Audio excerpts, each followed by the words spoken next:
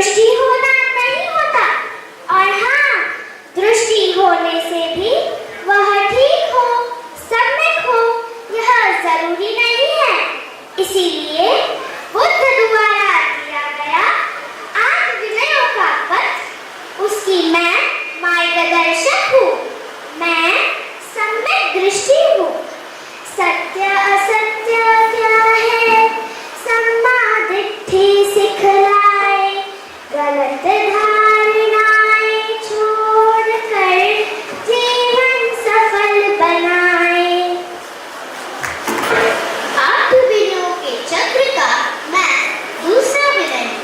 मेरे मन में मिथ्या संकल्प के लिए कोई स्थान नहीं, इसीलिए मैं निश्चय करने के बजाय संकल्प करती हूँ, और वह संकल्प सम्यक हो के लिए मन को संचालित करती हूँ। इसीलिए मैं सम्यक संकल्प हूँ।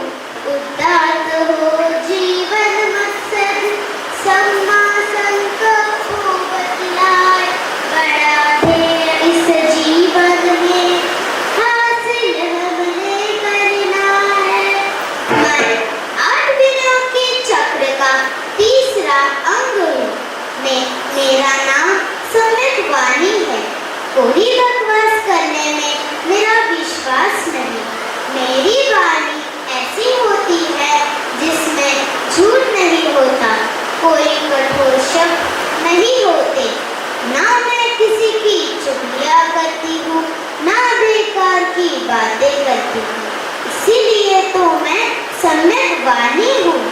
अर्थपूर्ण हो अपनी वाणी, सम्मा वाचा कहलाए, असत्य वचन त्याग कर वाणी निर्मल बनाए।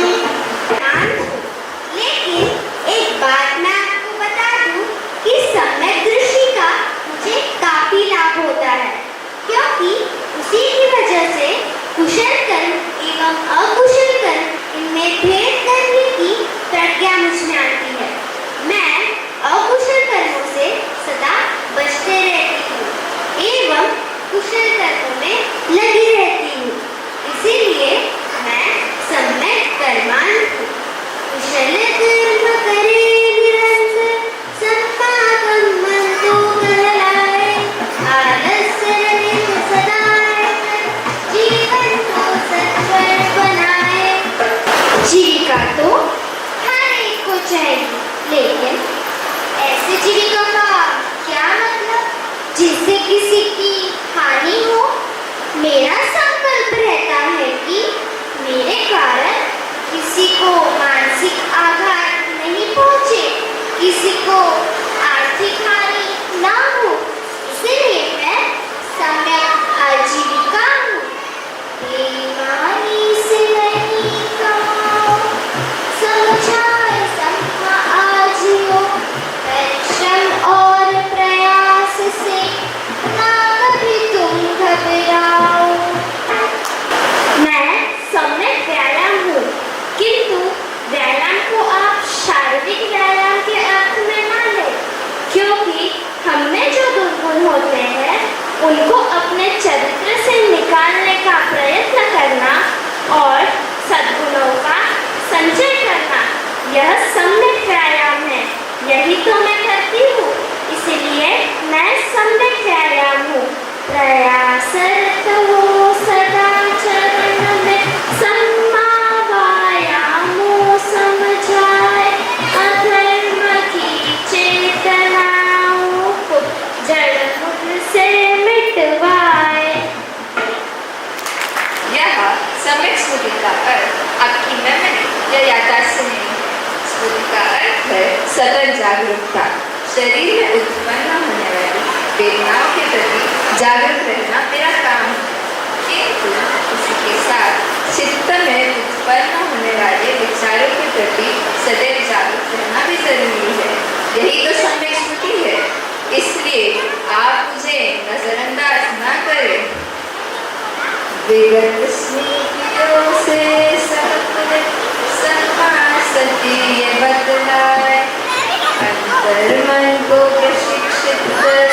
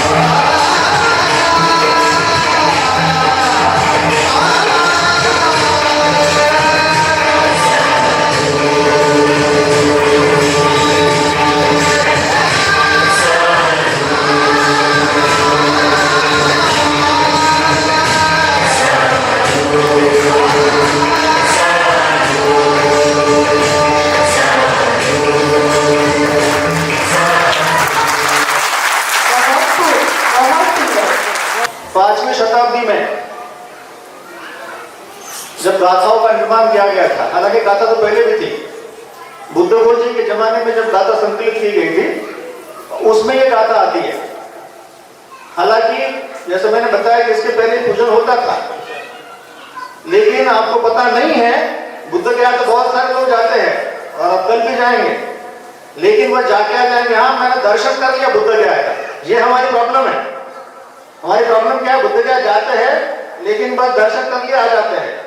वहां कभी देखा आपने श्रीपाद देखा आपने? वहां जो बुद्ध ने संक्रमण किया था उसके प्रतीक, बिल्कुल बंदे जी संक्रमण किया था, तो वो प्रतीकात्मक रूप में वहां अशोका ने जो वहां कार्य किया था वो पत्थर वहां है, उसे कहते हैं श्रीपाद। श्री यानी श्रेष्ठ, पाद यानी पैर, श्रेष्ठ ऐसे तथागत के या भगवान बुद्ध के पैर, प्रतीकात्मक पैर। बुद्ध मतलब जब जीवित थे तो हम लोग या जो उपासक लोग हैं जब जाया करते, उपासक लोग और राजा लोग जाया करते थे, तो बुद्ध को बोल तो नहीं सकते कि बुद्ध जी बाहर आइए मुझे वंदन करना है, जरा बाहर तो आइए, ऐसा बोल सकते थे? नहीं, ऐसी परंपरा नहीं थी। तो लोग या राजा लोग या उपासक लोग भी उनकी कुटी के बाहर फूल रखा करते थे कि भाई भगवान आपके चरणों में मेरे ये जो फूल है मैं अर्पण करता हूं। और उसी का एक कारण बन गया कि गाथा, उसके कारण बन गई गाथा। और वो है जो गाथा, वहां आपको जो पिक्चर दिखाई दे रहा है फोटोग्राफ, वो है गाथा। ये इसीलिए वहां गाथा लिखी गई और श्रीपाद प्रतीकात्मक दिया गया क्योंकि हम लोग अपने मिट्टू देखे है ना, हम मिट्टू लोग हैं। मिट्टू लोग क्या है, बोल देते। अरे भाई बोला तो पता तो होना चाहिए, मतलब आपने भी कितने बार बोला होगा लेकिन पता नहीं था उसका मतलब। वहां हमने उसका मतलब दिया हुआ है। और मैं फिर से बोल रहा हूं कि जब बुद्ध की मूर्ति आई 78 में, मतलब ईसा जो शुरू हुआ था, जो काल एडी कहते उसको, 78 में पहली बुद्ध मूर्ति बनाई गई थी। लेकिन उसके बाद क्या हुआ, श्रीपाद का पूजन हुआ करता था। श्रीपाद का पूजन तब तक हुआ करता था, लेकिन उसके बाद जब अच्छा लगता है लोगों को मूर्ति दिखाई देती है, तो इसलिए दोनों का फ्यूजन हुआ, मतलब महायानी परंपरा और थेरवादी परंपरा। इसीलिए गाथा जारी रही, लेकिन वहां मूर्ति भी आ गई। मैं आपको बता दूं, जब भी कभी आप लोग मूर्ति के सामने मतलब गाथा बोलते हो, वैसे वो गलत है, मैं फिर से बता रहा हूं, आपको पता नहीं होगा, वो गलत इसलिए है क्योंकि जब भी श्रीपाद की पूजा करते हैं तब वहां मूर्ति का काम ही नहीं है। आप सुन रहे हैं ना? आप सुनना चाहिए, पता होना चाहिए, क्योंकि हम अंधे नहीं हैं और अंधों को भी दृष्टि हो सकती है। देखिए, अंधा होना वो बुरी बात नहीं है, अंधे को दृष्टि अलग बात होती है।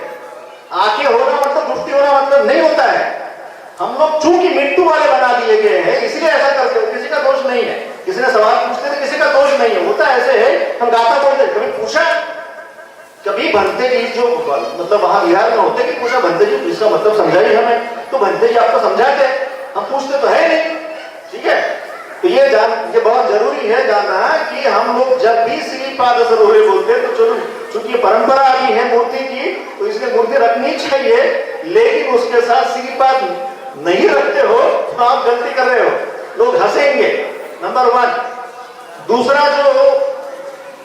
जो सवाल है अष्टविनायक, तो अष्टविनायक हालांकि हम बताते नहीं है, वाला बोलने की जरूरत नहीं है। दुनिया में पहली बार अष्टविनायक जिसको कहा गया है, मैं फिर दोहरा रहा हूं फिर से, दुनिया में कभी किसी को पहली बार अष्टविनायक कहा गया है वो है भगवान बुद्ध। वो इसीलिए क्योंकि उन्होंने ही 8 विनय दिए हैं या दिए थे। 8 विनयों के नायक वही कहलाए अष्टविनायक। और इसीलिए बाबा साहब ने कहा था कि यदि आप लोग बुद्ध और उनका धर्म समझना है तो आपको 2 किताबें पढ़नी जरूरी है। एक है प्राचीन भारत में क्रांति और प्रतिक्रांति, और दूसरा है बुद्ध और कार्ल मार्क्स। हम यदि उसको नहीं पढ़ते हैं, केवल बुद्ध और उसका धर्म पढ़ते हैं, तो हमें इस प्रकार की गलतफहमी होती है, इस प्रकार का भ्रम होता है कि किसी का दोष नहीं है। लेकिन भ्रम मत पाले, और कोई भी किसी के मन में किसी भी प्रकार का सवाल हो वो लिख लीजिए, प्रोग्राम के बाद सभी सवालों के जवाब दे जाएंगे। प्रोग्राम के बाद सभी सवालों के जवाब दे जाएंगे, लेकिन मैं इतना ही कहना चाहूंगा कि यहाँ आपको सीखने को मिलेगा, सीखने का प्रयास कीजिए, ठीक है, सीखने का प्रयास कीजिए। और सीखने की प्रक्रिया में आपके मन में कुछ प्रश्न आते हैं, जरूर पूछिए। आपको खुशी होगी कि भाई इन सवालों के जवाब आपको मिल चुके हैं। वैसे भी प्रोग्राम में भी आपको कई सामने आपको हमारे जो बाकी साथी है तो 5-5 मिनट बोलने वाले, उनके एक विषय दिए हुए हैं, उन विषयों पर आपसे वो वार्तालाप करेंगे, काफी बेहतर जानकारी आपको मिलेगी, ठीक है। तो आपके मन में कोई भ्रम ना पाले, पेशेंस रखे, संयम रखे और इत्मीनान से आप सुनिए। थैंक यू, साधुवाद।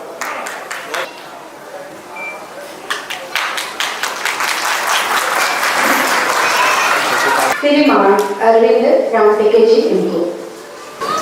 नमो बुद्धाय। आज जो ऐतिहासिक एकमात्र धर्मचक्र प्रवर्तन दिवस का महोत्सव हम इसी धर्मचक्र प्रवर्तन भूमि सारनाथ में मनाने जा रहे हैं। ये जो कार्यक्रम है इसके प्रास्ताविक के रूप में मैं आपके सामने कुछ बातें रखना चाहता हूँ। जैसे आप जानते हैं कि बौद्ध धर्म के इतिहास में आज का दिन जो है बेहद महत्वपूर्ण है, क्योंकि आज ही के दिन जो है बुद्धा ने जो है उनको जो ज्ञान प्राप्त हुआ था, उनको जो धर्म प्राप्त हुआ था, वो धर्म जो है 5 भिक्षुओं को दिया था। और ये जो दिन है आज का दिन, ये संघ की स्थापना का भी दिन है, बौद्ध धर्म की स्थापना का भी दिन है, जिसे हम बौद्ध धर्म का जन्म दिवस भी मनाते हैं। लेकिन जैसा कि आप सभी जानते हैं, बौद्धों द्वारा इस दिन को जो है बहुत महत्व नहीं दिया जाता है। जितना महत्व देना चाहिए आज के दिन के लिए, उतना महत्व जो है हम बौद्ध द्वारा नहीं दिया जाता है। पारंपरिक रूप से जो है बुद्ध पूर्णिमा को ही सबसे ज्यादा महत्व दिया जाता है। लेकिन हमारे विचार से बौद्धों के जीवन में सबसे अधिक महत्वपूर्ण दिवस यदि कोई है तो वह आज का दिवस है, जिसे धर्मचक्र प्रवर्तन दिवस के नाम से जाना जाता है। बुद्ध बनने के पश्चात संबोधित ज्ञान को, उस बहुजन हिताय बहुजन सुखाय विचार को बुद्ध ने जो है गया में नहीं समझाया। क्यों नहीं समझा? क्योंकि गया में उनसे समझने या उसको समझने की दृष्टि वो जिनमें होनी चाहिए थी, वह लोग सारनाथ में थे।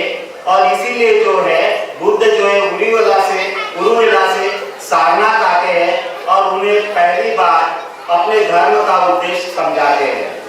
इसी घटना को धर्मचक्र प्रवर्तन कहा जाता है। प्रवर्तन का मतलब ही होता है स्वयं द्वारा खोजना और खोज कर उसे प्रवर्तित करना, लोगों तक पहुंचाना। यह काम, दोनों काम केवल और केवल एक साथ सम्यक संबद्ध नहीं किया है। इसलिए भगवान बुद्ध उस धर्म चक्र के प्रवर्तक कहलाए। वह आज का दिन था, यानी आषाढ़ पूर्णिमा का दिन। लेकिन आपको जानकर बड़ा ताज्जुब होगा, बहुत ही कम स्थानों पर यह दिन बड़े पैमाने पर बौद्ध धर्म के जन्मोत्सव के रूप में मनाया जाता है। आज का दिन तो बौद्ध धर्म का जन्मदिन है। लोग अपने बच्चों का जो जन्म है वो बड़े हर्षोल्लास के साथ मनाते हैं। लेकिन हम लोग जो है इसे जो है उस खुशी को, सक्रियता को जो है अपने धर्म का जन्मदिन नहीं मनाते उस पद्धति से। इसके कारण क्या हो सकते हैं? हम समझते हैं इसका कारण जो है इस विचार जानना या अज्ञान जो है ये कारण है, ऐसा हमें लगता है। लेकिन ऐसे किसी परंपरा के निर्माण में समाज के सुधीजनों द्वारा, ऐसे किसी परंपरा के निर्माण में समाज के जो सुधीजन है, विद्वान जन है, इनके द्वारा पहल की जानी चाहिए और उसका अनुकरण तब आम लोग करते हैं। लेकिन यदि बुद्धिजीवी लोग ही यदि इस बारे में भ्रमित है तो क्या होगा? सामान्य बौद्धों का भ्रमित होना बिल्कुल स्वाभाविक है।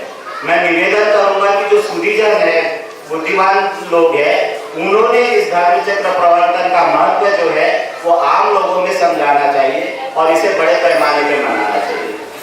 आज के मौके पर आप सभी को और एक बात साझा करना चाहता हूं।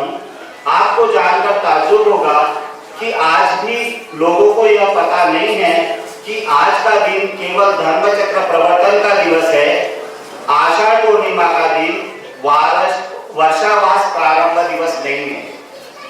आप जानते हैं कि समाज में ये रोपित किया गया कि आषाढ़ी पूर्णिमा यानी वर्षावास की शुरुआत का दिन, जबकि ऐसा नहीं है। भगवान स्वयं इसके बारे में कहते हैं कि वर्षावास की जो शुरुआत है आषाढ़ी पूर्णिमा के दूसरे दिन से होनी चाहिए। बौद्ध भिक्षु भी जो है इसे वर्षावास प्रारंभ दिवस के रूप में प्रसारित करते हैं, लेकिन वर्षावास तो जो है कल से शुरू होगा, मतलब आषाढ़ी पूर्णिमा के दूसरे दिन से। यह भी आपको समझना और समझाना पड़ेगा। हम लोग पावर पॉइंट प्रस्तुतिकरण के जरिए धर्मचक्र प्रवर्तन दिवस के बारे में जन जागरण की शुरुआत सन 2012 से शुरुआत की थी, लेकिन रैली एवं समारोह के माध्यम से बड़े पैमाने पर धर्मचक्र प्रवर्तन दिवस मनाने की शुरुआत हमने सन 2014 से शुरू की। बाबा साहब के रहते धर्मचक्र प्रवर्तन दिवस आषाढ़ पूर्णिमा के दिन दीक्षा भूमि नागपुर शहर में सन 1956 में मनाया गया था, लेकिन 1957 से जो है भारतीय बौद्ध महासभा ने इस धर्मचक्र प्रवर्तन दिवस को दुर्लक्षित किया। उन्होंने 1957 से जो है नहीं मनाया, क्योंकि वो लोग जो है राजनीतिक लोगों के प्रभाव में रहना ज्यादा पसंद करती है, और उसके कारण 1957 के बाद उन्होंने धर्मचक्र प्रवर्तन दिवस आषाढ़ पूर्णिमा को नहीं मनाया। इसका मतलब क्या है? बौद्ध धर्म एवं संस्कृति के बारे में धार्मिक संगठन की बुनियादी अवधारणाएं स्पष्ट होनी चाहिए। यदि ऐसा नहीं होता है तो समाज में भ्रम फैलता है, और इस भ्रम को दूर करने के लिए हमने संघ ने जो है इसकी पहल की, और उसी के तहत एक बड़ी परंपरा का निर्माण हो। इसलिए प्रतिवर्ष पिछले वर्ष से हमने धर्मचक्र प्रवर्तन भूमि सारनाथ में धर्मचक्र प्रवर्तन दिवस मनाया, और इस प्रकार पिछले वर्ष भी आपका काफी सहयोग रहा। जिस कार्यक्रम के लिए आप आए हैं यह केवल धर्मचक्र प्रवर्तन दिवस नहीं है, अपितु बौद्ध धर्म की संस्कृति के निर्माण में एक बड़ी परंपरा, ऐतिहासिक परंपरा का निर्माण में आपका योगदान हो रहा है। आज जो आप लोग यहाँ उपस्थित है, एक बड़ी परंपरा और संस्कृति, बौद्ध धर्म की संस्कृति निर्माण करने के लिए आपका जो है इसमें योगदान है, और इस धार्मिक संस्कृति की प्रक्रिया का आप एक हिस्सा रहे हैं। इसका आपको भी गर्व होना चाहिए। आने वाली पीढ़ियों को भी आप पर गर्व होगा। इसी कड़ी में मैं एक बात और एक सुझाना चाहता हूँ कि जो अशोका ने ब्रह्मलिपि में शिलालेख जो है स्थापित किए थे इस पूरे भारतवर्ष में, तो हम ये उम्मीद करते हैं कि जब भी हम हमारे घर में अपनी नेम प्लेट बनाएं तो ब्रह्मलिपि में भी अपना नाम लिखें, और नीचे जो है जिस भाषा में अपना नाम लिखना चाहते हैं वो भी लिखें। इससे जो शिलालेख यानी ब्रह्मलिपि को नष्ट करने की जो बात हो रही है, तो उसको भी जो है हम संस्कृति निर्माण में एक सहयोग करेंगे। इस तरह से ऐसा हम जो है आपसे उम्मीद करते हैं। मैं पुनः एक बार आपको धर्मचक्र प्रवर्तन दिवस की बधाई देता हूं, और मेरे शब्दों को यही विराम देता हूं। नमो बुद्धाय। यही बेस्ट है, यही श्रेष्ठ है, यही बेस्ट है, यही श्रेष्ठ है, जीवन की राह रखना।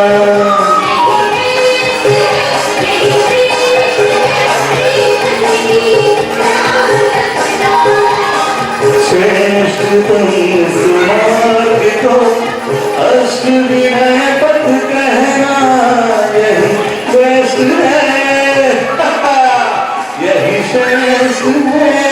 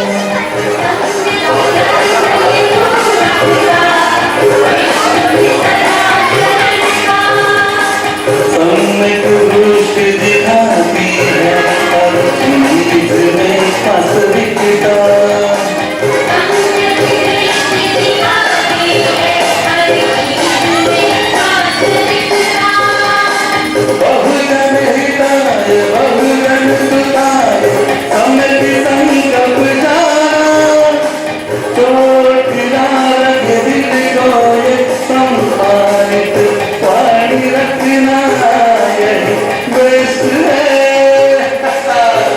यही श्रेष्ठ है।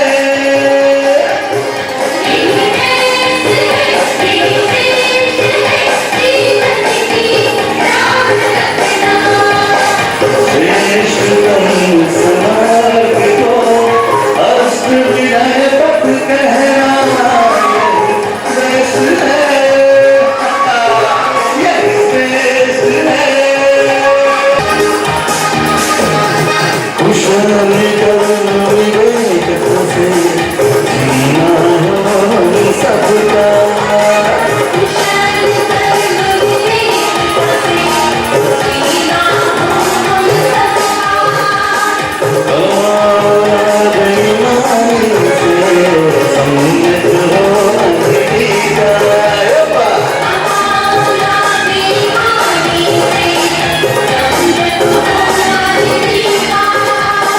सद्गुणों का पोषण हो, सम्यक संस्कृति बढ़ाना, दुर्गुणों का नाश हो, समकायम को मैंने जाना यही श्रेष्ठ है,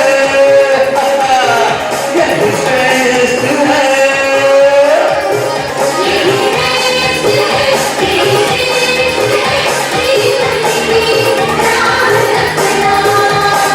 श्रेष्ठ वंश मार्ग को अष्ट विनय पथ कहना यही श्रेष्ठ है, यही श्रेष्ठ है।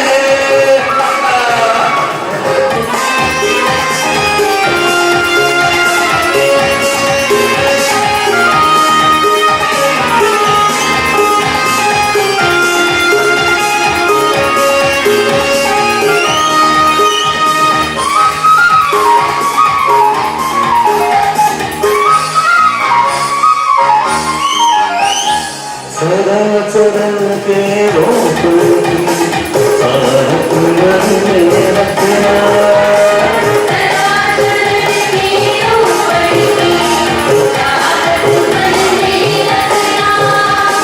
सही बात पर चलने की बात है साधना,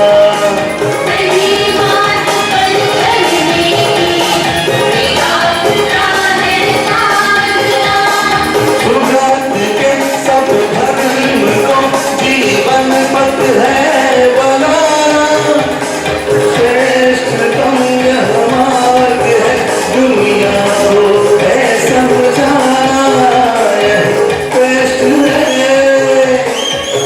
यही श्रेष्ठ है, यही श्रेष्ठ है, यही श्रेष्ठ है।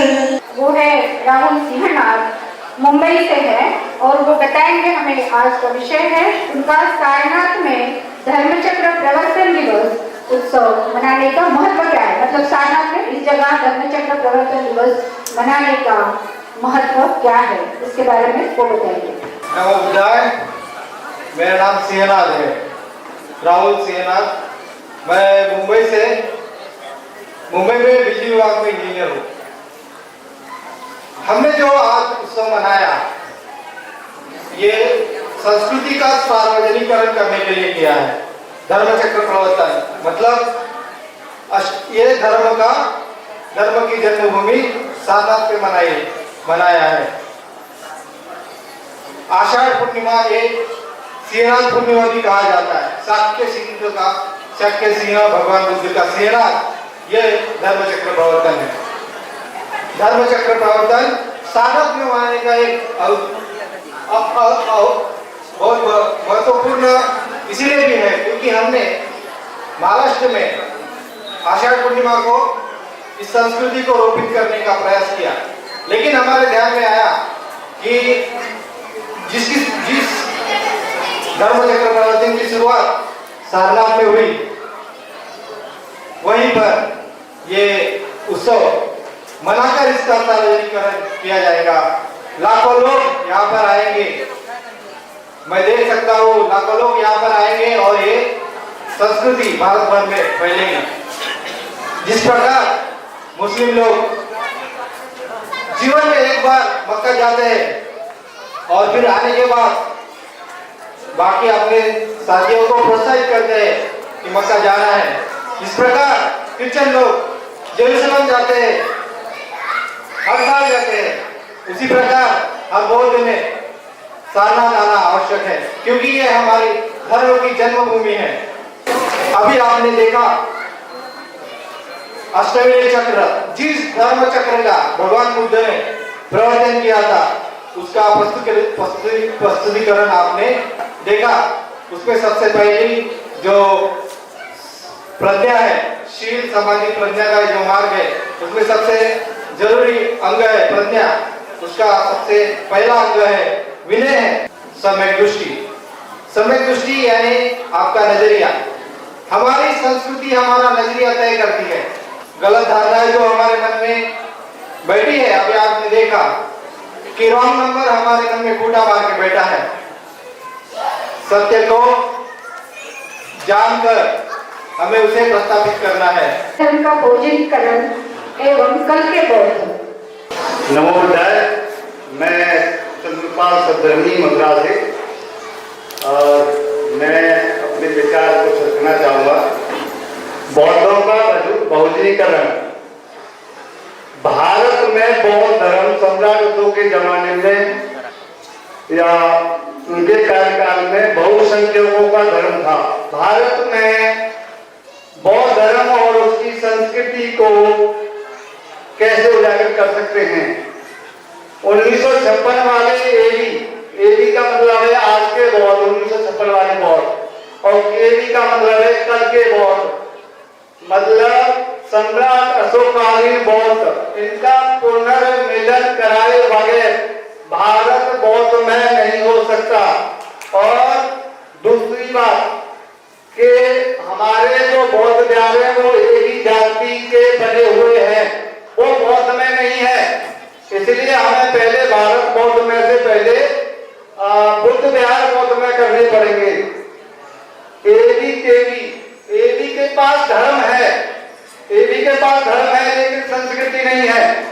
केबी के पास संस्कृति है विकृत रूप में, लेकिन धर्म नहीं है। इनको एबी की जिम्मेदारी है, 1956 वालों की जिम्मेदारी है कि वो एबी जो है केबी को और उसकी जो सुसंस्कृति है उसको उजागर करे, जो कुसंस्कृति है उसको उजागर करके उसके गौरवशाली इतिहास को बताए। नमो बुद्धाय। साधु। गोरखपुर से बुद्ध प्रिय अंबिका दास। भगवान बुद्ध को 3 बार वंदन। उनके दिया हुआ जो धर्म है उसे 3 बार वंदन। हमारे मित्रों से उपस्थित हैं, आपको 3 बार वंदन। धर्म चक्र प्रवर्तन दिवस के अवसर पर, बौद्ध धर्म के जन्म दिवस के अवसर पर, आषाढ़ी पूर्णिमा के अवसर पर और गुरु पूर्णिमा के अवसर पर आप सभी धर्म योद्धाओं को शुभकामनाएं करता हूँ। क्या धर्म चक्र प्रवर्तन संदेश है कही या तो जो मूल ग्रंथ है उसे पढ़ने से ये पता चलता है कि जो भिक्षुओं के और उपासकों के जो धर्म चक्र प्रवर्तन का संदेश है वो ये नहीं, वो अष्टविनायक चक्र के रूप में, अष्टांगिक मार्ग के चक्र के रूप में, निर्माण चक्र के रूप में, मध्यम मार्ग के चक्र में वो इसके उसे कई नामों से जाना जाता है, आप सभी जानते। तो एक ही है, पर उपासकों और भिक्षुओं के जीवन में कुछ अंतर है। उनके जीवन शैली में अंतर क्या है जो शील और विनय के रूप में बुद्ध और धम्म में हमें पढ़ने को मिलता है। एक गृहस्थ के लिए शील है, एक गृहस्थ और एक श्रामिक शील को धारण करता है और उसका पालन करता है। परंतु एक भिक्षु जो है वो शील को धारण करते हैं पर व्रत के रूप में उसे ग्रहण करते हैं और व्रत के रूप में ग्रहण करते हैं और उसे न तोड़ने का संकल्प लेते हैं। यदि भिक्षु उस व्रत को तोड़ते हैं तो उनको संगठित करता है। अंत में आप सभी को इस पुण्य अवसर पर सभी धर्मयोद्धाओं का मंगल कामना करते हुए कुछ भक्ति संघ को 3 बार बच्चों कर वंदन करते हुए अपनी बात समाप्त कर। मैं लीला कुमारी फ्रॉम बांसवाड़ा राजस्थान से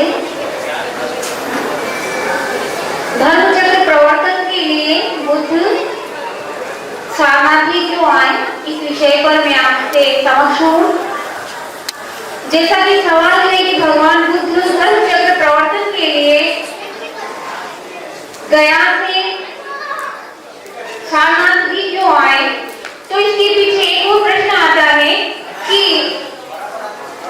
क्या गया में लोग नहीं थे? हाँ, लोग तो थे, लेकिन भगवान बुद्ध ने जो सर्वप्रथम एक नया धर्म पाया था, खोजा था, उसे सामान्य जन, यहाँ तक कि बुद्धिमानों के लिए भी इसे समझ पाना और इसका अनुकरण कर पाना कठिन था। कठिन इस प्रकार से था कि भगवान बुद्ध चाहते थे कि मैं जिसे भी सर्वप्रथम धर्मोपदेश दूं, तो वो उसे भली प्रकार से समझे, समझ करके अनुकरण करे, उसे स्वीकार करे और उसके अनुसार आचरण करे। ऐसे लोग गया में भगवान बुद्ध को नजर नहीं आए, क्योंकि भगवान बुद्ध गया में जो भी उस समय के मत मतांतर प्रचलित थे, उन सब से भगवान बुद्ध बखूबी उन्हें जानते थे। इस प्रकार भगवान बुद्ध सोचते हैं और अपने आप से प्रश्न करते हैं कि अब मुझे सर्वप्रथम धर्मोपदेश किसे देना चाहिए, मैं किसे सर्वप्रथम धर्मोपदेश दूं। तब भगवान बुद्ध के ध्यान में और उनके विचार में आते हैं अलार्कलम और पृथक राम बुद्ध। लेकिन उन्हें एक बात का भी मालूमात होता है, पता चलता है कि इनकी मृत्यु हो चुकी है। तब भगवान बुद्ध चिंतन करते हैं, मनन करते हैं कि अब मैं किसे सर्वप्रथम धर्मोपदेश दूं। तब भगवान बुद्ध को अपने उन 5 साथियों का ध्यान आता है जो निरंजना नदी के तट पर उनके साथ में उनकी सेवा में थे। तब भगवान बुद्ध सोचते हैं, उन्होंने मेरे लिए बहुत कुछ किया है, मेरी बड़ी सेवा की है, क्यों ना मैं खुद अब सर्वप्रथम धर्मोपदेश उन्हें ही दूं। तब भगवान बुद्ध उसी ओर चल देते हैं और सारनाथ में जाकर इसी पतन के मृतदाय वन में भगवान बुद्ध जाकर उन्हें सर्वप्रथम धर्मोपदेश देते हैं। इस कारण भगवान बुद्ध धर्मचक्र प्रवर्तन के लिए गया से सारनाथ ही आए। नमो बुद्धाय। भंडारा महाराष्ट्र से रंजित सिंह गणपति देने वाले हैं। नमो बुद्धाय। बौद्धों के जीवन में त्रिशरण का कितना बड़ा महत्व है, आप सभी जानते हैं कि बौद्ध जगत में सारी दुनिया में 3 शरण के अलावा कोई चौथा शरण नहीं है। और इस 3 शरण में पहला शरण जो आता है वो है बुद्धं शरण। तो हम बुद्ध की शरण में क्यों जाते हैं? तो बुद्ध क्या है ये जानते हैं। बुद्ध मतलब मनुष्य के मन की उच्चतम अवस्था, जो कि सिद्धार्थ गौतम ने प्राप्त की, इसीलिए उन्हें बुद्ध कहा गया। उस समय बुद्ध की अवस्था को जानने वाले लोग तो नहीं थे, इसे बुद्ध ने ही परिभाषित किया। और बुद्ध ने परिभाषित यहीं पर किया जहां पर आप पवित्र भूमि में बैठे हैं, जहां जगत के सभी बौद्ध लोग नमन करने के लिए सारनाथ आते हैं। तो बुद्ध यानी ज्ञान की उच्चतम अवस्था। इसी बुद्ध का जन्म बौद्ध गया में हुआ और बौद्ध गया में बुद्ध का जन्म यानी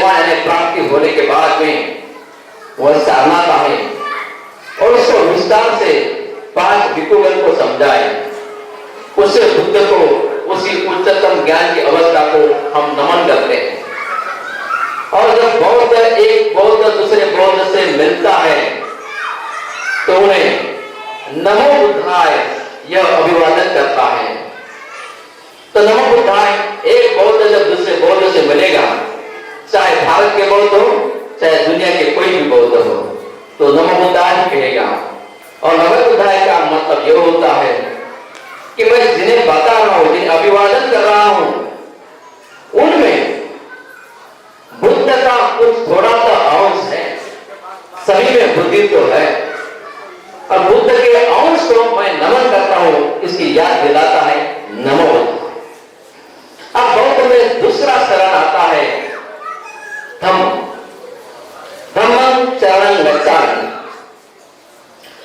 बुद्ध है टीचर, बुद्धा ने जो हमें पढ़ाया, बुद्ध है टीचर, और धम्म यानी उनका ज्ञान, उन्होंने जो ज्ञान पाया है, जो समस्त जगत को इसी भूमि में पहली बार जो दिया है, जिस दिन के हम यहां तक खड़े हैं, धर्म चक्र प्रवर्तन दिन, ये धम्म का आगाज यहीं पर हुआ है, जिसे सारनाथ कहते हैं, जिसे सारी दुनिया नमन करती है।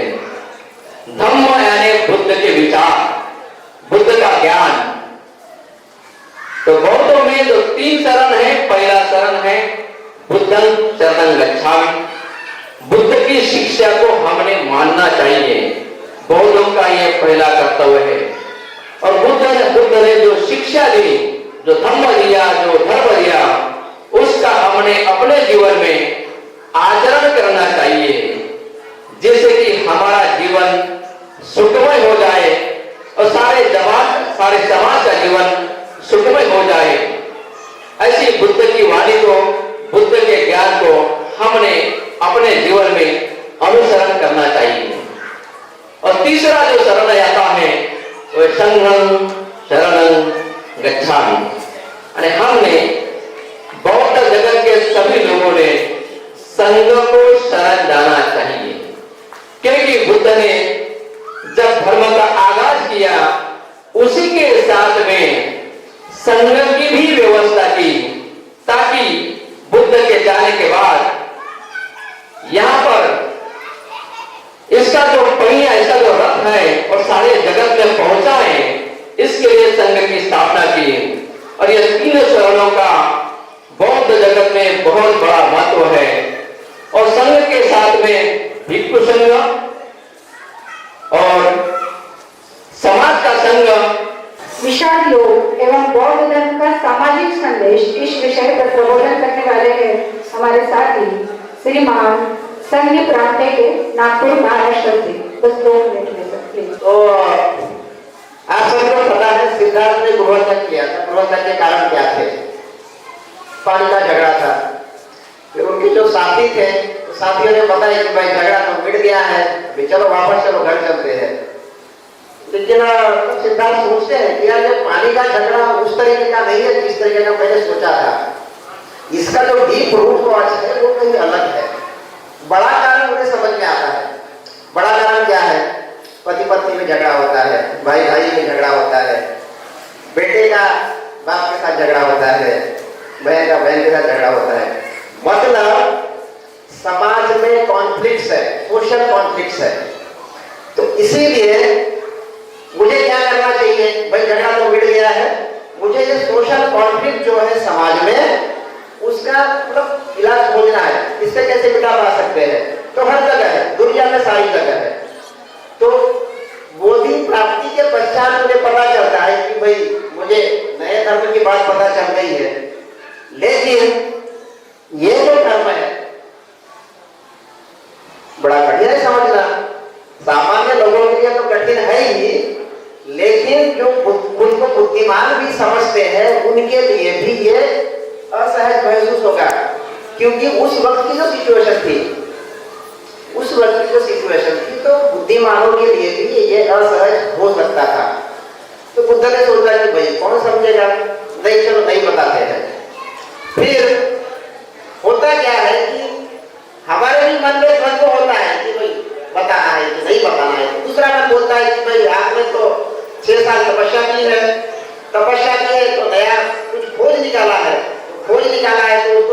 नहीं पास रखते हैं। कोई डॉक्टर का डिग्री लेता है ना, कॉलेज से पास होके आता है तो उसे डॉक्टर वो डिग्री दी है ऐसा बोलते हैं, लेकिन जब तक वो अस्पताल नहीं खोलता है, मरीजों का इलाज नहीं करता है, तब तक वो पूरा डॉक्टर होता नहीं है।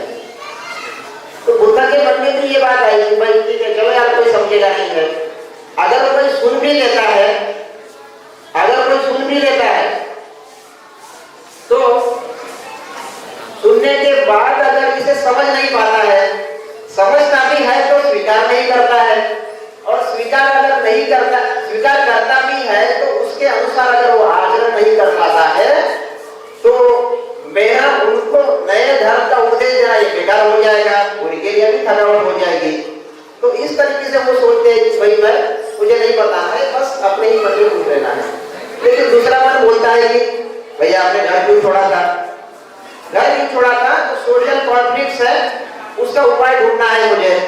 अगर उसका उपाय मुझे मिला है तो मुझे जाके बताना है कि भाई इसका इलाज क्या है।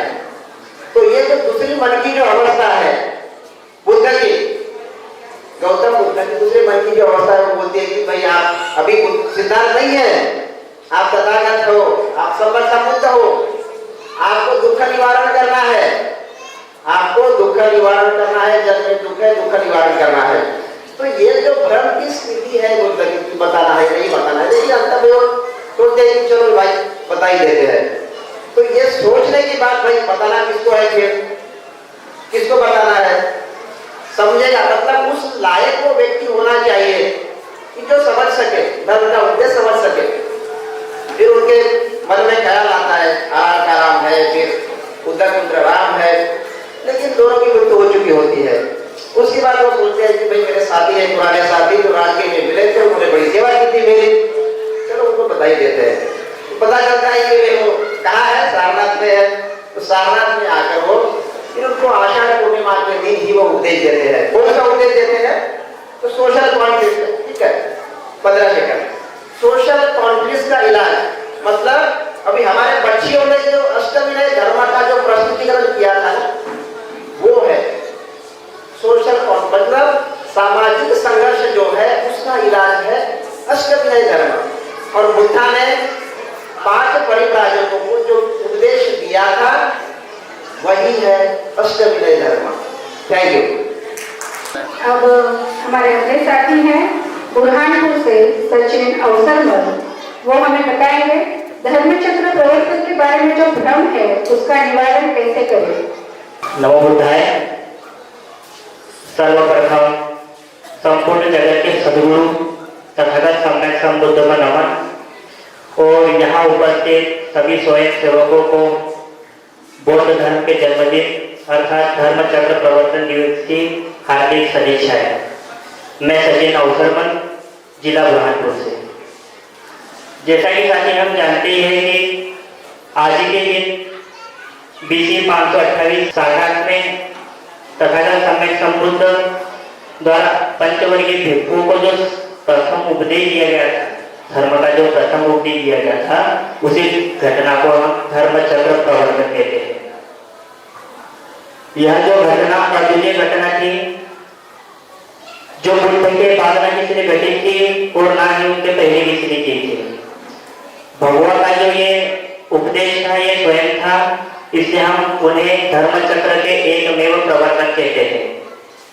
इसी को ध्यान में रखते हुए 1956 की धर्म दीक्षा के पहले डॉक्टर बाबा साहब अम्बेडकर नागपुर में 22 जुलाई 1956 में आषाढ़ पूर्णिमा के दिन धर्मचक्र प्रवर्तन दिवस के रूप में सेलिब्रेशन करते हैं। उसके बाद वो 14 और 15 अक्टूबर को धर्म दीक्षा देते हैं। यदि ऐसा है तो नागपुर की उस भूमि को हम दीक्षा भूमि कहते हैं, ना कि प्रवर्तन भूमि। प्रवर्तन भूमि सारनाथ है। फिर भी हर साल नागपुर में आने वाली भीड़ उस दिन को भ्रम में होने के कारण धर्मचक्र प्रवर्तन दिवस के रूप में मनाती है, जो कि बाबा साहब के दृष्टिकोण से अनुचित है। 14 और 15 अक्टूबर बाबा साहब ने धम्म दीक्षा दी, उस दिन को हम धर्मचक्र अनुवर्तन भी कह सकते हैं। और धर्मचक्र प्रवर्तन जो है हम सारनाथ में मनाते हैं आषाढ़ पूर्णिमा के दिन। ये इसी प्रकार से हमने आज रैली की और लोगों को ये संदेश दिया कि आज का जो दिन है आषाढ़ पूर्णिमा का, वो धर्मचक्र प्रवर्तन का है। तो धर्मचक्र प्रवर्तन का दिन ही हमें आषाढ़ पूर्णिमा के दिन मनाना चाहिए। और जो लोग यहाँ सारनाथ में आषाढ़ पूर्णिमा के दिन नहीं आएंगे, वो जिस शहर में रहते हैं, जिले में रहते हैं या अपने शहर में भी वो इस दिन को मना सकते हैं। साधु साधुवाद सर। अब आगे हम सब उपासक उपासिकाएं इनको कुछ संदेश देने के लिए, कुछ बुद्धिज्म के बारे में बताने के लिए, मार्ग बताने के लिए अब आ रहे हैं हमारे मान्यवर बुद्ध जी, बुद्ध ज्योति। जो ब्रह्माधिपति हैं, जो देवाधिपति हैं, जो सभी देवों, जो नरेंद्राधिपति हैं, जो सभी देवों के पूज्य हैं, जिन्होंने उत्तम बोधि प्राप्त किया है, जो कर्मा के सागर हैं, जिन्होंने कृष्ण रूपी भवसागर से लोगों को पार किया है, ऐसे सम्यक संबुद्ध भगवान बुद्ध के आचरणों में कोटि कोटि नमन बंदन अभिनंदन करता हूँ। अभी सभी लोग विषयों पर आप सुन रहे थे। मैं इतना कहना चाहूंगा कि भगवान बुद्ध ने जो मार्ग दिया ना, वह चित्त की शुद्धता का मार्ग दिया। कभी कभी लोग कहते हैं ये बहुत बुद्धिमानों के समझ से परे है, या बुद्धिमान लोग बहुत क्लिष्ट है, भगवान का धर्म बहुत जटिल है। ये तो इतना सरल है, इतना सरल है कि आम जनमानस को समझने का विषय है। क्योंकि भगवान का जो धर्म है ना, वो अनुभव के आधार पर उतरता है। आप वाणी विलास से नहीं समझ सकते। वाणी विलास चाहे जितना भी कर ले, कभी जीवन में कोई लाभ नहीं प्राप्त होगा। अगर लाभ प्राप्त होगा तो अनुभव, क्योंकि भगवान ने 3 प्रज्ञाएं दिया। पहला प्रज्ञा भगवान देते हैं श्रुतमयी प्रज्ञा। ये प्रज्ञा कल्याणकारी होती है, मंगलकारी होती है। सुनते हैं हम, पढ़ते हैं, जानते हैं, तो ये कल्याणकारी प्रज्ञा होती है, लेकिन पूर्ण कल्याणकारी नहीं होती। तो दूसरी प्रज्ञा भगवान देते हैं चिंतनमयी प्रज्ञा। जब हम किसी बात को सुनते हैं और घूमते हैं, जांचते हैं, परखते हैं, तपाते हैं, तो यह चिंतनमयी प्रज्ञा होती है।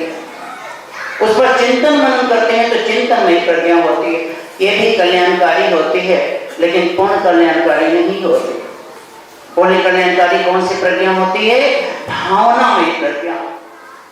भावनामयी प्रज्ञा का मतलब होता है जो अनुभूत के आधार पर अनुभूत कर लिया, जांच लिया, परख लिया नहीं, बल्कि अनुभूत कर लिया, अनुभव कर लिया, प्रैक्टिकल रूप से अनुभव कर लिया। और भगवान का धम्म प्रैक्टिकल का धम्म है। आप देखिए ना, जब आप ध्यान लगाते हैं तो बिना सील का ध्यान नहीं लगेगा। कोई आदमी शराब पी के कभी ध्यानी बन सकता है क्या? शराब पिए रहे और ध्यान लगाए तो लगेगा? दुराचार करके आए ध्यान लगाए लगेगा? हत्या करके आए ध्यान लगाए लगेगा? झूठ बोलने वाला मक्कारी आदमी का कभी ध्यान लगेगा? और जब तक हम ध्यानी नहीं बनेंगे, भगवान ने ध्यान का मार्ग दिया और इस मार्ग को काउंटर कर दिया गया, बड़ी बारीकी तरीके से काउंटर कर दिया गया और दे दिया गया क्या आपको? भक्ति का मार्ग। और बता दिया गया कि भक्ति में होती है बड़ी शक्ति, और हमारे लोग भक्ति करने लगे। ऐसा नहीं हम कह सकते हैं कि हम कोई बातें जो सुनते हैं तो कल्याणकारी नहीं होती, होती हैं। हम चाहे गायन के माध्यम से सुनते हो, चाहे वक्तव्य के माध्यम से सुनते हो, पर वह मानस के ऊपरी पटल को ही ठीक कर पाता है। अंदर का जो मानस पटल है ना, वह ज्यों का त्यों काम करता है। और जब तक हम अनुभव के आधार पर उतरेंगे नहीं, तब तक जीवन में कल्याण और मंगल नहीं हो सकता है। मैं आपको एक बात बताना चाहता हूं, क्योंकि यहाँ प्रबुद्ध लोग बैठे हुए हैं। एक आदमी था, युवा प्रोफेसर, बहुत डिग्रियां बटोर रखा था, ढेर सारी उसके पास डिग्री थी। वो समुद्री यात्रा कर रहा था। जो यात्रा जब कर रहा था तो जो उसका नाविक था वो बूढ़ा, और जब अपने कार्य से खाली होता है तो उस प्रोफेसर के पास बैठता है, और प्रोफेसर साहब बहुत अच्छे अच्छे लच्छेदार भाषण, लच्छेदार बातें करते हैं, खूब सुनाते हैं, धर्म कर्म की बातें खूब बताते हैं, बड़ा अच्छा लगता है उसे। तो प्रोफेसर साहब पूछते हैं, बूढ़े बाबा ये बता कि तुम जियोलॉजी जानता है? कहा साहब देखा हम पढ़ने लिखने ना बैठे, हम अनपढ़ गवार, काला अक्षर भैंस बराबर, हम तो कभी स्कूल का मुंह भी नहीं देखे, तो हम जियोलॉजी कैसे जानेंगे? जियोलॉजी क्या होता साहब? कहा भूविज्ञान नहीं पढ़ा है? कह नहीं साहब भूविज्ञान तो नहीं पढ़ा है। कहीं तिहाई जीवन तेरा बर्बाद हो गया। जब तूने भूविज्ञान ही नहीं जानता तो ये भी समुद्री यात्रा जो करा रहा है तेरा व्यर्थता ही है। फिर उसके बाद फिर आगे जाकर के जहाज फिर उसका पाला बदलता है, फिर उसको छुट्टी मिलती है, तो फिर वो बेचारा मुंह लटकाए अपने केबिन में चला जाता है। लेकिन जब ही उसे मौका मिलता है, चूंकि बात सुन चुका है तो बातों का रस ले लिया था, फिर प्रोफेसर के पास आता है, और प्रोफेसर साहब भी अच्छी अच्छी बातें कहते हैं, बूढ़े ये बताता हूँ तो ओशिनोग्राफी जानता है? कहा साहब ओशिनोग्राफी क्या होता है? कहा रे तू ओशिनोग्राफी नहीं पढ़ा है, समुद्र विज्ञान नहीं पढ़ा है, इस समुद्र में जहाज चलाता उसी का विज्ञान तू नहीं जानता है? कहा साहब मैंने कह दिया ना कि मैं पढ़ा लिखा नहीं हूँ, अनपढ़ गवार हूँ, अनुभव के आधार पर चलाता हूँ, हम तो ओशिनोग्राफी नहीं पढ़ा। कहा तेरा आधा जीवन बर्बाद। बेचारा फिर वो मुंह लटकाए, क्योंकि प्रोफेसर कह रहे हैं कि आधा जीवन बर्बाद, तो मुंह लटकाए अपने केबिन में चला जाता है। उसके बाद तीसरी बार फिर उस प्रोफेसर के पास आता है, और प्रोफेसर साहब कुछ अच्छी अच्छी बातें कह करके फिर पूछते हैं कि बूढ़े बाबा ये बता तू मेटेरियोलॉजी जानता? कहा साहब मेटेरियोलॉजी क्या होता है? अरे हाँ, हवा वर्षा तूफान विज्ञान को तूने नहीं पढ़ा? जिस समुद्र में समुद्री यात्रा करवाता उसमें तूफान आते हैं, हवाएं चलती हैं, वर्षा होते हैं, इसी का विज्ञान नहीं तूने पढ़ा? कहा साहब हम तो कहें ना कि हम पढ़े लिखे नहीं हैं, हम अनपढ़ गवार हैं। कहा तूने तो 2/3 जीवन बर्बाद कर दिया। बेचारा मुंह लटकाए अपने केबिन में चला गया, तो हमारा 2/3 जीवन तो बर्बाद हो गया। जाते जाते जहाज एक चट्टान से टकरा गया, उसमें पानी भरने लगा, और बूढ़े बाबा दौड़ते हुए प्रोफेसर साहब के केबिन में जाते हैं। प्रोफेसर साहब कहा क्या बात है? कहा आप सीमियोलॉजी जानते हो? कहा कहना क्या चाहते हो? कहा तैरना जानते हैं? कह नहीं तैरना तो नहीं जानते। कहा पूरा जीवन बर्बाद कर दिया तुमने, पूरा जीवन बर्बाद कर दिया। अर्थात जब तक आप अनुभव के आधार पर उतरना नहीं सीखेंगे अपने जीवन में, तब तक जीवन का असली आनंद नहीं प्राप्त होगा, तब तक आप धर्म को जान ही नहीं पाएंगे।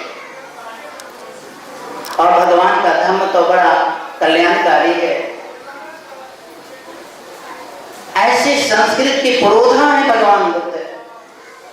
3 प्रकार के होते हैं, जरा समझिएगा। एक प्रकृति होता है, एक विकृति होता है, एक संस्कृति होती है। आप जरा समझिए।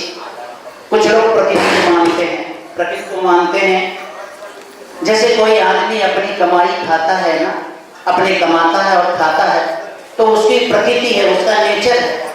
हर आदमी, जानवर भी अपना भोजन जुटा लेते हैं, अपना पेट भर लेते हैं। ऐसा आदमी प्रकृति संस्कृति का पुरोधा होता है। एक विकृति है, अपनी कमाई तो खाता है और दूसरे का भी लूट लेता है, हड़प लेता है, दूसरे का भी हड़प लेता है, भाई का हड़प लेता है, दूसरे का हक अधिकार हड़प लेता है। तो समझ लीजिए वो विकृति संस्कृत का पुरोधा है। वो विकृत संस्कृत को मानने वाला।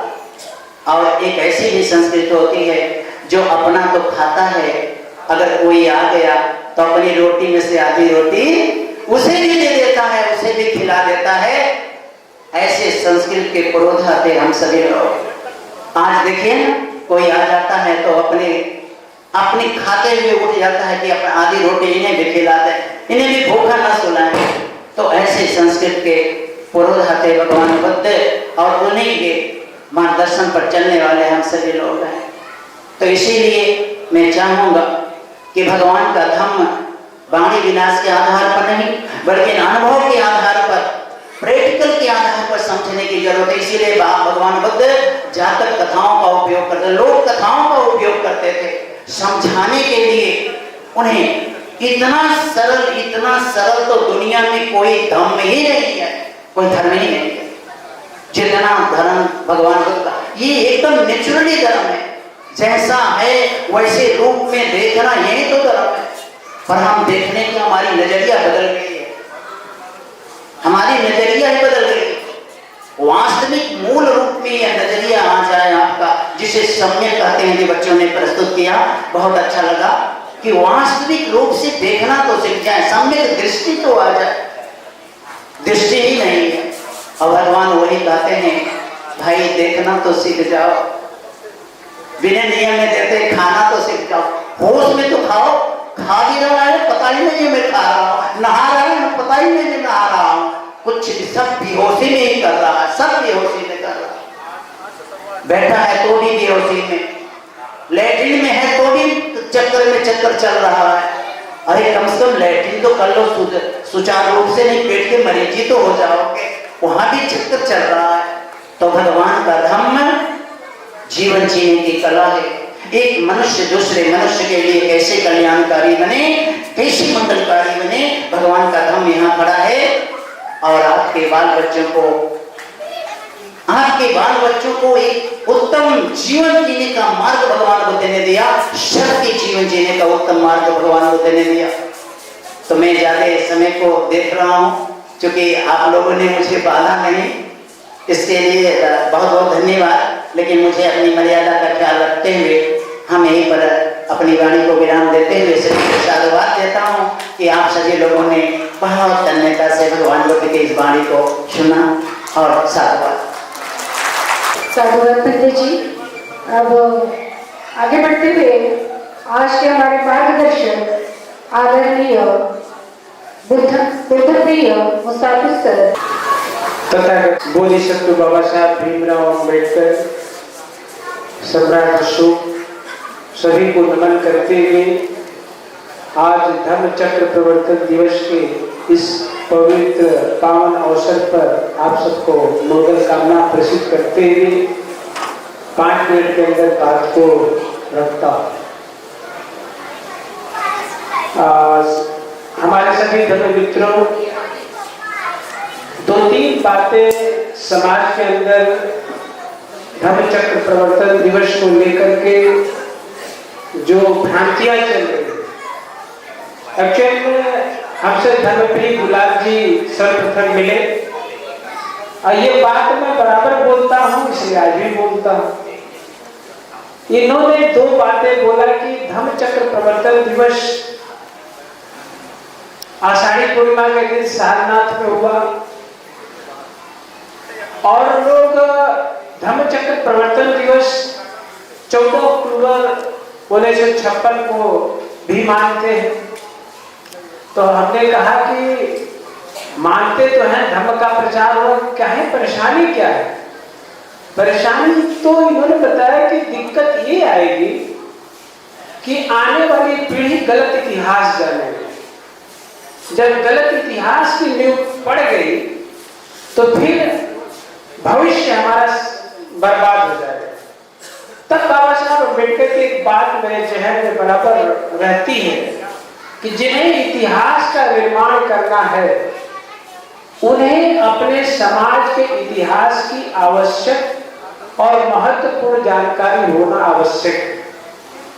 यदि इतिहास का निर्माण करना चाहते हैं तो इतिहास कितना महत्वपूर्ण है, तब ये बात समझ आती है कि इतिहास के नींव पर ही भविष्य का निर्माण होता है।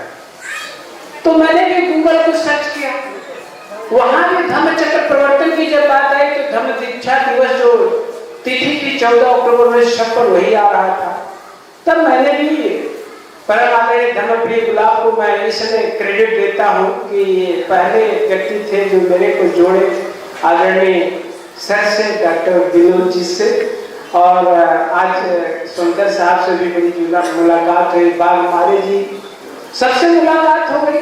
तो मुझे ये लगा कि इतिहास को सही सही रचने में समय जितना भी लग जाए उसकी चिंता नहीं है, लेकिन इतिहास को मजबूत करने की दिशा में एक पौधा लगा करके बढ़े, ये हमारे लिए ज्यादा इम्पोर्टेंट है। परम आदरणीय हमारे डॉक्टर विनोद साहब, तो इन्होंने किताब का रेफरेंस दिया था, कार्ल मार्क्स और बुद्धा।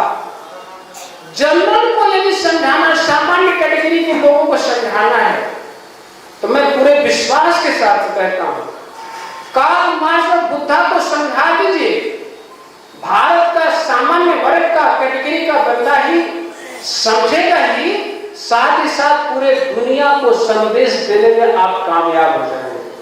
क्योंकि 20 नवंबर 1956 को जब बाबा साहब भीमराव अंबेडकर काठमांडू नेपाल में जब भाषण दे रहे थे, तो इसमें बहुत एक अच्छा उन्होंने एक स्पीच दिया है। इसलिए मैं जनरल के साथियों के जब बीच में रहता हूं तो कार्ल मार्क्स और बुद्धा पर बोलता हूं, उनके पास कोई उत्तर नहीं होता, बुद्ध के सिवा उनके पास कोई विकल्प नहीं बचता है, और वो कार्ल मार्क्स और बुद्धा वाली किताब आपके लिए बड़ा उपयोगी साबित हो। हमारे आज के जो मेहमान है आदरणीय डॉक्टर हरीश चंद्र सर, नमोतस् भगवतो रतो सनातन बुद्धस्। सामाजिक प्रवर्तक प्रशासन बाबा साहब डॉक्टर को सस्त नमन करते हुए कुछ भजन जी, मन बैठे विद्वान जन, आप पंचांग सहयोग उपासक साहब को धन्यवाद अभिनंदन साहब बात कहता हूँ। जब पीएचडी किया तो अखिल भारतीय शिक्षा शास्त्र सम्मेलन किया, तो महाराष्ट्र कोर्स प्रोफेसर श्री साहिब सभा केंद्र आए थे, एक मकवाना को बुलाया, बड़ी चमकी थी, तो मैं कहा अनुसूचित जाति के शैक्षिक विकास। उन्होंने कहा कि मैं कुछ बोल रहा हूँ, किधर अपने सरकार के लाभ बोल गया, मंत्र छिड़ गया। तो हमारा पहले प्रेक्षागृह है, बुलाता था, देखता था, सच है, अब अपने में आत्मचिंतन की जरूरत है। मैं तो धन्यवाद देता हूँ कि आज महाराष्ट्र के इतने बौद्धिक, जब सरकार बनी, आज विभाग से आदमी आया, प्रबंधक जी कहाँ है, मेरा नंबर ले गया, अब संख्या से मतलब फोन आया कि इंडिया में कितने बौद्धिक हैं आप बताइए। आपके 3 बसें खड़ी हैं, महाराष्ट्र की पूरा भारत बौद्धिस्ट है। यूट्यूब में क्षेत्र देखिए, तो उसके बाद राजेंद्र सिंह ने यहाँ पर शांति यात्रा निकाला और धर्म को भोजन करे। तो कहने का मतलब है बंदी जी कि कोई बंदे बैठता है मोदी के यहाँ, कोई बंदे बैठता अखिलेश के यहाँ, कोई बंदे बैठता है, या तो राजनीति करो या तो धर्म की बात करो। तो आज इतनी भीड़ है, कम है। आज जो आषाढ़ी पूर्णिमा में काम हो रहा है, कम कर रहा है। आज महाराष्ट्र के लोगों ने दिखाया किया, और मैं तो बहुत शर्मिंदी थी बच्चियों कार्यक्रम देखकर के। आज महिलाओं कार्यक्रम के चैलेंज में क्या कम था दीदी, महिलाओं के आगे करो आगे, इतनी महिलाएं किसी कार्यक्रम में होती हैं, तो मैं तो बहुत आपका भारी हूँ, धन्यवाद देता हूँ कि आप जरा सोच लेंगे तो साधना बोल गया में भीतर में जो सेध लगाई जा रही है तो सेध बंद हो जाएगी, न बुद्धिज्म करने का मौका हमें नहीं मिलेगा। साथियों, आज का दिन बहुत पवित्र दिन है, जिसका शुभारंभ हमने 2 साल पहले किया था। ये हमारे लिए बहुत गर्व की बात है कि हमने पिछले साल बहुत शानदार ढंग से इस कार्यक्रम की शुरुआत किया, और ये हमारा दूसरा साल है। और एक बात का जरूर हमें थोड़ा सा दुख होता है कि हम महाराष्ट्र से तो हमारे 200-250 साथी आए, लेकिन हमारे उत्तर प्रदेश या वाराणसी की बात करेंगे तो बहुत कम लोग हैं। तो हमें इस संख्या को अगले साल हमें और प्लानिंग करना होगा, क्योंकि हमने शुरुआत में थोड़ी सी प्लानिंग में थोड़ी सी अड़चन आ रही थी, जिसको हमारे साथी लोगों ने उसको दूर किया। हम तो सबसे पहले साधुवाद देते हैं हमारे मंच में बैठे हमारे साथी लोग हैं, जिन्होंने इस कार्यक्रम को हर तरह से सफल बनाने में सहयोग दिया। साथियों, ये दिन आप सभी जानते हैं कि जैसे बताया गया कि कुंभ में कितनी भीड़ लगी थी। आज अगर बनारस की 1% जनसंख्या, मैं 1% बोल रहा हूँ, ये ऐसे 10 हाल जो है भर जाते हैं। लेकिन हमारे लोगों में जागरूकता की कितनी कमी है, इस बात का मुझे थोड़ा दुख भी होता है। और हमारे साथी डॉक्टर अनामृत साहब पिछले कई महीनों से, आपको बताऊं मैं, लगे हैं, हम लोग चर्चा करते रहते हैं। थोड़ा सा लास्ट में जो हमारी थोड़ी सी दिक्कत आई, लेकिन उसमें सफलता मिली। हमारे सहयोगी जो आज मंच पे बैठे हुए हैं, हमारे बंते जी लोग, जो हर तरह से हमें जो बुद्धिज्म के बारे में जिन्होंने चर्चा किया और उसको आगे बढ़ाने के लिए लगातार लगे हुए हैं। हम साधुवाद देते हैं आप सभी का और बहुत बहुत शुभकामनाएं देते हैं, क्योंकि समय कम है। और एक बार आप सभी को फिर से बहुत बहुत साधुवाद, धन्यवाद। अब आज के कार्यक्रम की जो हमारी अध्यक्षा है श्रीमा प्रेमोनो, वो 5 मिनट में अपना अध्यक्षीय मनोगत व्यक्त करेंगी। तथागत बुद्ध, उनको नमन। हमारे धर्मगुरु जो सामने भी बैठे, डायस पर भी बैठे हैं, उनको भी वंदन। माननीय अतिथिगण और हमारे जो भावी प्रवक्ता साथी जो यहाँ पर बैठे हुए हैं और जिन्होंने एक पैनल के स्वरूप में एक विशेषाधिकार का या विशेष विषयों को आपके सम्मुख प्रस्तुत किया, ऐसे हमारे साथीगण। और सुबह से लेकर अभी तक आप बैठे हुए हैं हमारे सभी योद्धा साथी लोग, तो आप सभी लोगों का मैं बहुत बहुत आपको साधुवाद देती हूँ, आपका अभिनंदन भी करती हूँ। अभी तक के जितना भी वक्तव्य हमारे साथियों ने किया, उस बात से एक बात पता चलती है कि जीवन में दुख है। अभी जो बातें चल रही है कि जैसे हमने कहा कि बंदे जी को लगता है कि भाई ये एक अपने खुद के लिए ज्यादा होना चाहिए, लेकिन जैसे हमारे संदीप सर ने एक बात कही कि बुद्धा ने एक आर्य अष्टांगिक मार्ग जो दिया, जो संदेश है मुख्य, जो कि पूरे दुनिया को है, वो है सोशल कॉन्फ्लिक्ट को कम करना। सोशल कॉन्फ्लिक्ट यानी भाई भाई का झगड़ा होता है, इसका उसका झगड़ा होता है, यह क्यों होता है? तो हम वास्तविक जीवन में, अपने जीवन में भी देखते हैं और साथ ही साथ जब सार्वजनिक जीवन में देखते हैं तो फिर हमें दी बुद्धायन धर्मा, ये बुद्धायन धर्मा जो किताब बाबा साहेब जी के द्वारा लिखी गई, और उनमें उन्होंने जो प्रिंसिपल्स बुद्धा के बताए कि केवल मनुष्य को अपने जीवन के लिए नहीं बल्कि दूसरों के जीवन के लिए भी जीना है। तो इसीलिए हम थोड़ा चर्चा करते हैं कि इंसान को आवश्यकता क्या है। तो एक है सत्य की खोज करना और मानवतावादी धर्म का पालन होना। यह दो मनुष्यों के जीवन की बहुत ही महत्वपूर्ण बातें होती है। क्योंकि क्या होता है जीवन में, दुख किस प्रकार का है? एक तो पहला दुख है इंसान के लिए खुद ही दुख निर्माण करता है। जैसे कि पंचशील की बात बहुत हुई, तो पंचशील का होना मतलब इंसान के लिए खुद दुख निर्माण करता है। उससे मुक्ति पाने के लिए जीवन का शुद्धता होना, जीवन की पवित्रता होना आवश्यक होती है। दूसरी बात यह है कि कोई इंसान दूसरे इंसान के हक जब छीन लेता है, उसके अधिकार को जब छीन लेता है, तब दुख की निर्माण होता है, और यह है सामूहिक दुख जिसको हम कहते हैं। और तीसरा जो नेचुरल है, नैसर्गिक, इस प्रकार के तो 3 बातें बाबा साहेब जी के राइटिंग्स एंड स्पीचेस में जो लिखा गया है कि पहला है आध्यात्मिक दुख, खुद को दुख देना। दूसरा है अधिभौतिक दुख, अधिभौतिक यानी लालसा, मोह, इस प्रकार का जीवन जो जीना चाहते हैं वो दूसरों का हक छीन लेते हैं, इस प्रकार का दुख। और तीसरा कहे है वे अधिदैविक दुख, मतलब जो नेचुरल कैलामिटीज आते हैं, इस प्रकार के दुख।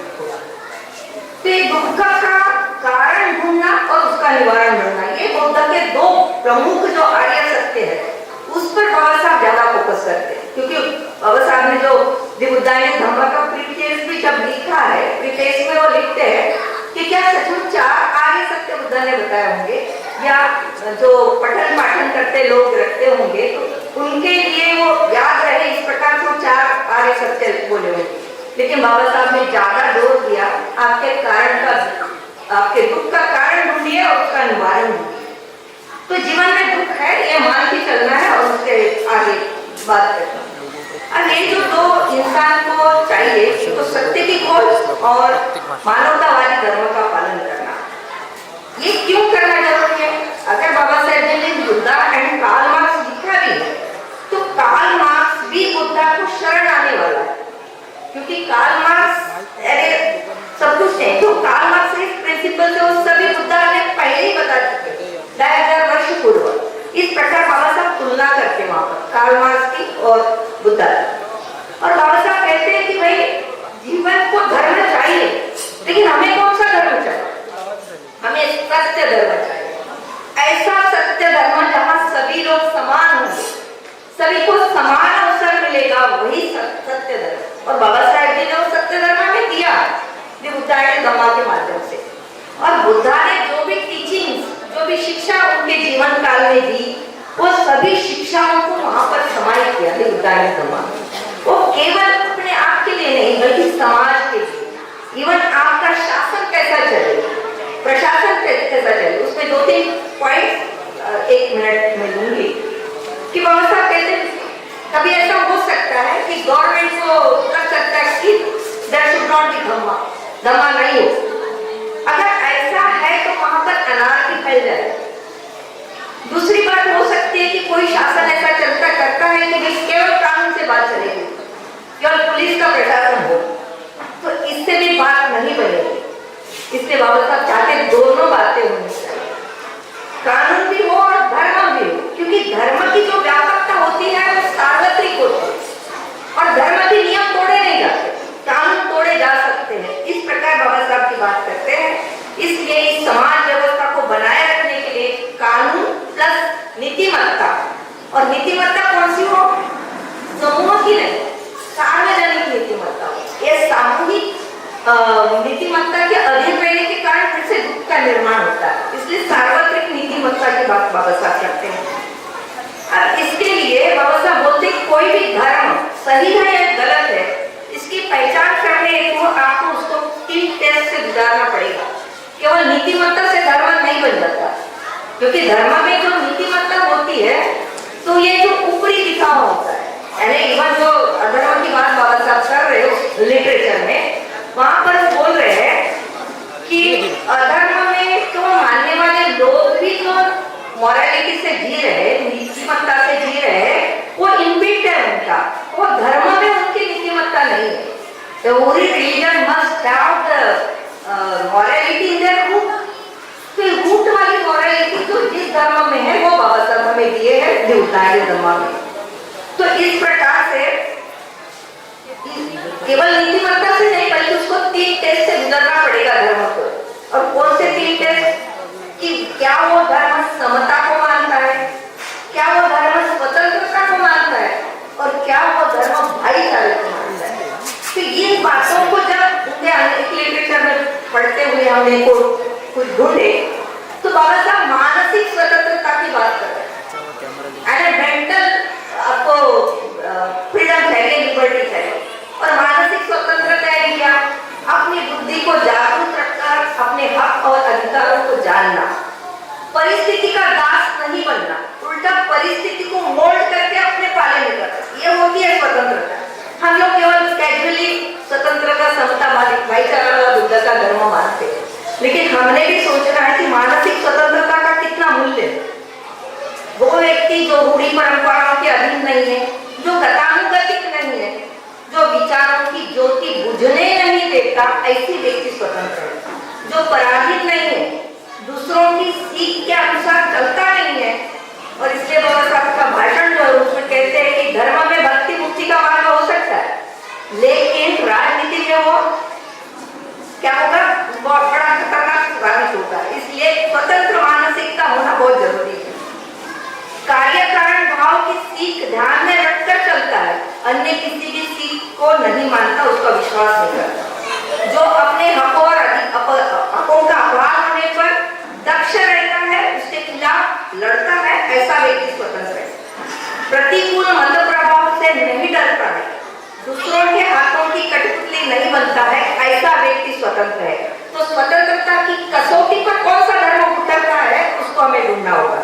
दूसरी बात कि जो समता है, समता की कसौटी पर जहाँ समान अवसर सबको मिलता है या फिर किसी के अधिकारों को छीन लिया जाता है तो ऐसे अवसर में भी दुख का निर्माण होगा।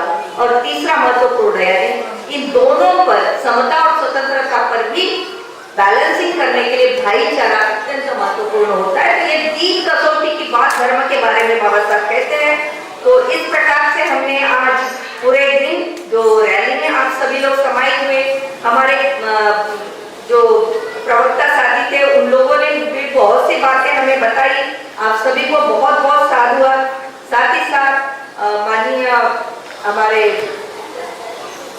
मुसाफिर सर जी ने बहुत अच्छी बात कही कि भाई इतिहास को जानना बहुत जरूरी है, उसके सिवाय आप इतिहास को पढ़ना समझना जारी है, क्योंकि भविष्य की जो भी जड़ें हैं वो इतिहास में छुपी हुई है। इसलिए इतिहास को जानकर वर्तमान में हमें कार्य करना है। और बाकी लोगों को हम कैसे क्लैरिटी से बता पाएंगे, ओबीसी को, SC ST को, ये तो सब बाबा सर जी ने बताए हैं और सभी सर ने यहाँ पर बताए हैं। हमारे साथी डॉक्टर हरिचंद्र साहब की बहुत सी बातें मैं समझ नहीं पाई, क्योंकि शायद हो सकता है लैंग्वेज का मुझे प्रॉब्लम हो, लेकिन सर ने भी बहुत बखूबी महाराष्ट्र के लोगों को शायद कुछ अप्रिशिएट किया, ऐसा लगता है मुझे। लेकिन हम सभी भारतीय लोग, ठीक है ना, हम सब, उत्तर प्रदेश कोई नया नहीं है, हम सब एक ही लोग हैं और साथ में मिलकर काम करेंगे। इस प्रकार का आशावाद व्यक्त करते हुए मैं आप लोगों को ज्यादा बोर नहीं करूंगी। बहुत बहुत साधुवाद।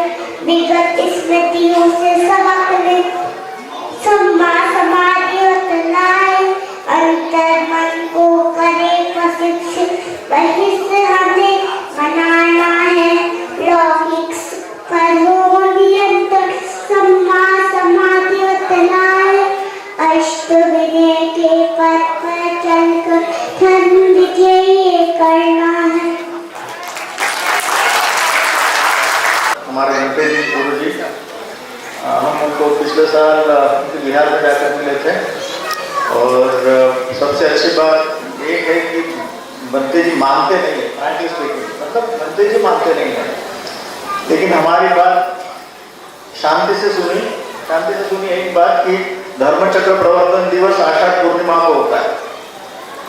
प्रॉब्लम ये है कि बनते जी कहते हैं धर्मचक्र प्रवर्तन दिवस, नहीं वो अक्टूबर वाला, वो उसको धर्मचक्र प्रवर्तन मानते ही नहीं है।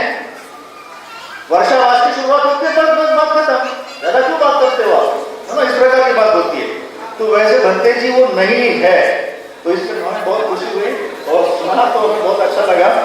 तो इसी और आपको आपने देखा होगा पिछले साल भी तो एक दिन पहले आए थे, इस साल भी समय से पहले आए। और पेशेंस देखिए, पेशेंस हमें दुख होता है, हमें दुख होता है कि भंते जी को बिठाना पड़ता है, हम बोलते जाते हैं, लेकिन तब भी पेशेंस के साथ भंते जी यहाँ बने रहे। इसीलिए मैं उनको साधुवाद देना चाहूंगा। उसके साथ ही हमारे बाकी भंतेगण जो पहली कतार में हैं, उनको भी साधुवाद, आप समय निकाल कर यहाँ आए। उसके साथ ही हमारे जो गेस्ट है उनमें से बुद्ध मित्र, उनका नाम बड़ा अच्छा है, उनका नाम बुद्ध मित्र है। तो मैं तो चाहूंगा कि वो तो बौद्धों के मित्र हो गए, बुद्ध के मित्र तो सभी मित्र तो नहीं हो सकता, क्योंकि पहली बात बुद्ध के मित्र तो हम नहीं हो सकते। मतलब तो कुछ मुझे बोलोगे, किसी को बोलोगे तो बुद्ध मित्र होना बहुत, मतलब ये न के बराबर की बात है, ठीक है। तो मैं कहूँगा तो अब वो उनकी बात है क्योंकि उनका नाम है, लेकिन वो बौद्ध मित्र तो जरूर है, ठीक है। तो बौद्ध मित्र होने के लिए मैं साधुवाद अदा करना चाहूंगा।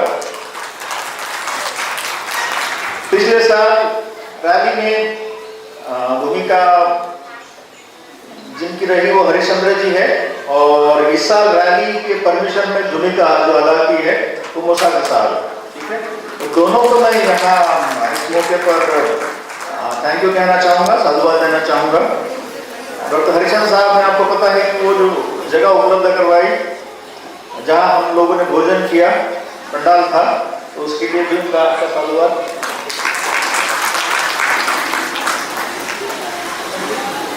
और हमारे जो वक्ता है, माफी के साथ साधुवाद अदा करना चाहूँगा, क्योंकि हम तो चाहते थे कि 5 से 7 मिनट उनको समय दिया था, लेकिन कई बार उनको 2 मिनट में निपटाना पड़ा। लेकिन इसके साथ मतलब तभी उन्होंने अपनी बात कही बिना झिझक के, तो इसलिए उनका साधुवाद। हमारे एक साथी जो सुगर जी है, उन्होंने कह दिया कि भाई देखिए, तो मैं बात समझा नहीं पाऊंगा, मुझे 5-7 मिनट चाहिए। हमने कहा आपको 5-7 मिनट दे नहीं पाएंगे हम, तो बोला मैं भाषण नहीं दूंगा। मतलब प्रेम से बोला कि यदि ऐसी बात है तो फिर मुझे आप एक्सक्लूड कीजिए इस बार, ठीक है। तो इसीलिए मैं स्पेशली सुगर जी का थैंक यू अदा करना चाहूँगा। उसके साथ ही हमारे जो साथी आपने देखा होगा वीडियोग्राफर जो कर रहे हैं, बुरहानपुर मध्य प्रदेश से, मतलब शुरुआत रैली के प्लेस से यहाँ तक अभी बने हैं सचिन जी, सचिन अवसरमन बुरहानपुर से, उनका स्पेशली मैं थैंक यू अदा करना चाहूँगा, बिकॉज उसको पेशेंट की आवश्यकता होती है और बाकी काम छोड़कर फिर आना पड़ता है। जिन्होंने अष्टविनायक चक्र का सादरीकरण किया उन बच्चों को साधुवाद, काफी मेहनत की है। और उसके साथ ही जो उसको कहते हैं ना शास्त्रीय संगीत, तो शास्त्रीय संगीत तो सभी लोग नहीं करते, मतलब तो सभी के बस की बात नहीं। तो हे मानव जो मुख से बोल दिव्यांश का गौतम ने बेहतर ढंग से रिप्रेजेंटेशन दिया है, तो उसके लिए उसको तो साधुवाद देना चाहूँगा ही, लेकिन उसके साथ तो उनके माता पिता, माता की कांचन सिंह और पिताजी को भी, दोनों को मैं साधुवाद अदा करना चाहूँगा।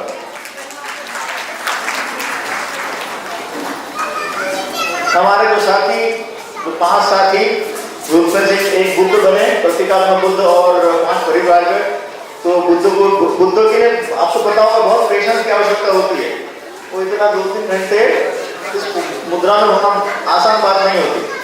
तो कहाँ गए बुद्ध है यहाँ, तो बुद्ध को स्पेशली मतलब बुद्ध को थैंक यू दे नहीं सकते, मतलब इम्पॉसिबल है, लेकिन हमारे प्रतीकात्मक बुद्धों को हम थैंक यू देना चाहेंगे। उसके साथ ही हमारे 5 परिवारजन, आपने देखा होगा उन्होंने वाकई में मुंडन ही कर दिया था, ठीक है। तो उन सभी 5 परिवारजनों को भी साधुवाद अदा करना चाहूँगा।